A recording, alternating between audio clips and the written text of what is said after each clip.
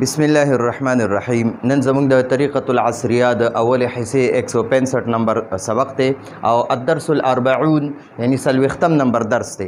په سلوختم نمبر درس کې ان شاء الله مونږ نن یو ضروری قاعده او د الفاظ معنی والی ضروری قاعده را راکړي د فعل واحد مذکر صيغه که هغه د واحد مذکر صيغه هغه که د حاضر وي او که د غایب وي. که حاضر صيغه جوړه نو د واحد مذکر حاضر صيغه په اخره کې به د واو او نون یعنی واو ساکن نون زبرنا نون مفتوح زیاتولو سره د جمع مذکر صيغه جوړیږي.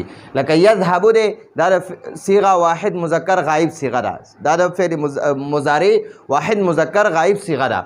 د دنه چې کله ته د جمع مذکر غایب صيغه جوړه نو د با سره به واو ساکن او نون زبرنا ولګي. یذهبون یذهبون، یجلسون یجلسون، یضربون یضربون، یشربون یشربون. دغه شانته د یفتحون یفتحون، ینصرون ینصرون. نو دا د فعل مضارع واحد مذکر غایب صيغه نه په اخره کې به واو ساکن نون زبرنا ولګي نو د واحد صيغه نه بعد جمع مذکر صيغه جوړ شي. او د دغه نه جوړه د واحد مذکر حاضر صيغه نه د جمع مذکر حاضر صيغه جوړه نو تجلسو د واحد مذکر حاضر صيغه ده.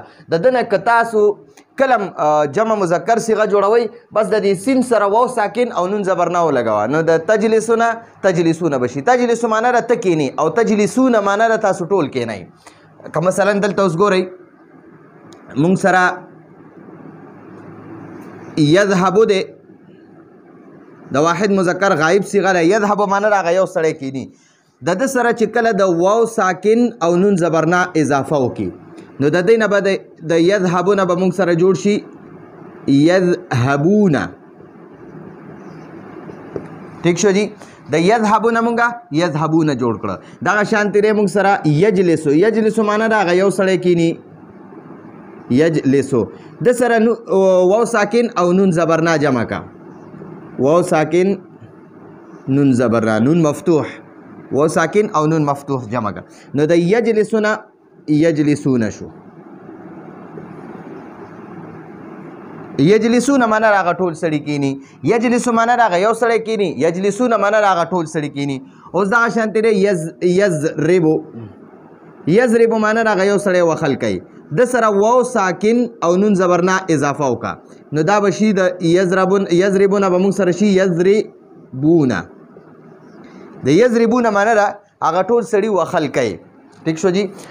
دغه شان اوس تجلسو دی. تجلسو معنی را تکینی او د دنه چې جمع جوړه بس د تجلسو سره د واو ساکن نون زبرنا جمع کا. تجلسو جمع واو ساکن نون زبرنا نو د دې موږ سره جوړ شو تجلسون. تجلسون تجلسون معنی تاسو ټول سړی کینی. تجلسو معنی را ته یو سړی کینی. تجلسون تاسو ټول سړی کینی. دغه شانتی تذهب معنی را ته یو سړی زی. تذهبون واو ساکن نون زبرنا ور سره ولګو تذهبون. تذهبون معنی تاسو ټول سړی زی. او دغه شان تضرب معنی را ته یو سړی وخل کې د سره واو ساکن نون زبرنا ولګوا تضربون. تضربون معنی تاسو ټول سړی وخل کوي. نو دا خو موږ سره دا یوه قاعده وه. د واحد صيغې نه مونږه د جمع صيغه جوړه کړه. جمع مذکر حاضر او د جمع مذکر غایب صيغه هم جوړه کړه. د واحد مذکر غایب صيغې نه د جمع مذکر غایب هم جوړه کړه او د واحد مذکر حاضر صيغې نه هم جمع مذکر حاضر صيغه جوړه کړه. او جمع متکلم صيغه د جمع متکلم صيغه جوړولو دپاره د واحد صيغې په شروع کې د یا په ځای هغه یا به ختمه کې د یا په ځای باندې به نون مفتوح زیاتولو سره د جمع متکلم صيغه جوړیږي. لکه یذهبو د یذهبو د دې یذهبونه دا یا ختمه کا د دې په ځای باندې نون مفتوح لګوه. ٹھیک شو. نو د یذهبونه موږ سره نذهبو شو. نذهبو معنی ده مونږه ټول زو یا بلاړ شو. نذهبو چې ده دا د متکلم صيغه چې ده که نه یو واحد متکلم وي یو تثنیه او جمع متکلم ده نو دا نذهبو مونږه مخکې درسونو کې د تسنیه د لپاره استعمالوله. دې درس کې به موږ د نذهب د جمع لپاره استعمالو. نذهب مشترک صيغه ده، دا د تسنیه د دوو کسانو لپاره استعمالیږي او د ډیرو کسانو لپاره استعمالیږي. په دې الدرس الاربعون کې به د نذهب موږ د جمع لپاره استعمالو، د دریو یا د زیاتو کسانو لپاره، د دریو کسانو لپاره یا د دریو نه زیاتو کسانو لپاره به موږ د نذهب صيغه استعمالو.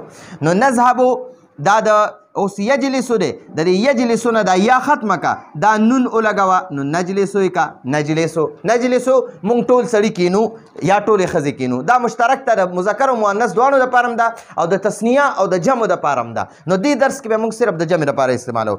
یضربو دی، یضربو د دې نه دا یا ختم که، نون مفتوح ورسره ولګوه، نو نضربو شو.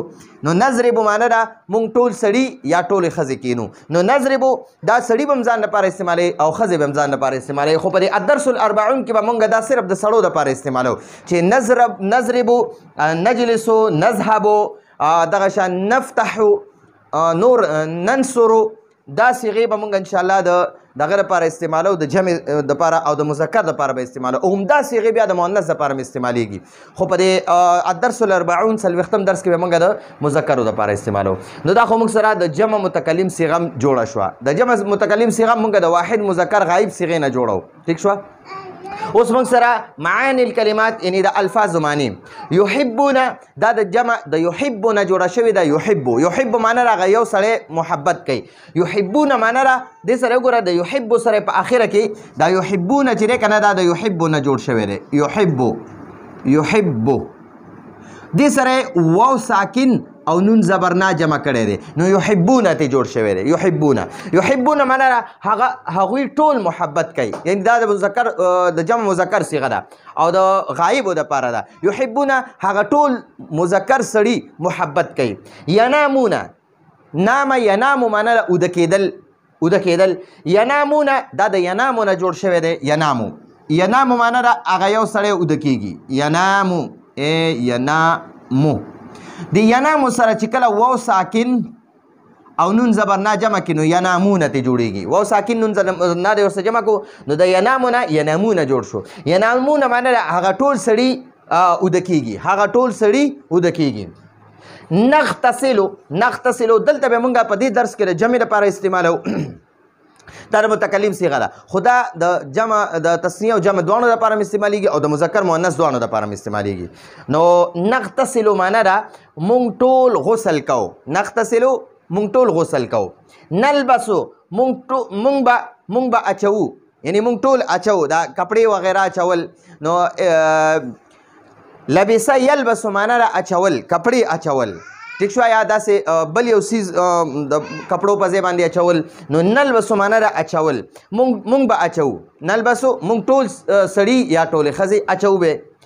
نزورو، دا نزورو دا زار یزورو معنی ده ملاقات کول. نزورو دا د جمع متکلم صيغه ده. دلته به موږ د جمع متکلم استعمالو، ځکه دا تثنیه او جمع دواړو لپاره استعمالیږي، د دوو کسانو لپاره هم استعمالیږي او د دوو نه زیاتو لپاره هم استعمالیږي. نو د دوو نه خو د کمو لپاره نه استعمالیږي او د دوو نه د زیاتو څه حد نشته چې ته د څونه لپاره هم استعمالوي.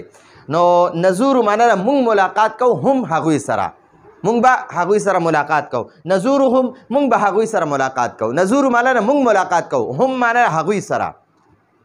نو دا خو موږ سره د فعل صيغې وې. اوس موږ سره معن، معن دا یو اسم دی. موږ سره د معن معنی ده یو ځای، اردو کې وایي اکٹھے، ایک ساتھ، ایک ساتھ، یو ځای. ٹھیک شو؟ او سیاب، سیابن معنی ده کپړې، جامې. مونږ چې کومې کپړې اچو جامې، نو څوک ورته جامې وایي، څوک ورته کپړې وایي. او زملا د زمیل جمع ده. د زمیل، زمیل یو ملګري ته وایي. زمیل، زمیل معنی ده یو ملګری.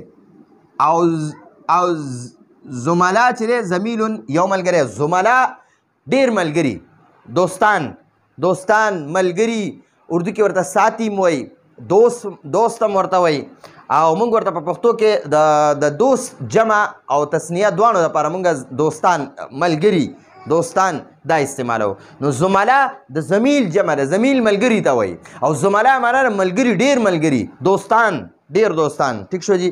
نو دا زموږ سره د الفاظو معنی مو شوي او ضروري قاعده مو شوه. انشاءالله دې نه پس راتلونکي درس کې به مونږ بیا دا درس د سر نه شروع کوو چې دا کم قاعده ده دا به هم پکې استعمالیږي او دا د الفاظو معنی به هم پکې استعمالیږي. نو دا زموږ د نن ورځې درس و. راتلونکي درس پر اجازه غواړو. هذا هو المرام والله اعلم بحقیقة الكلام.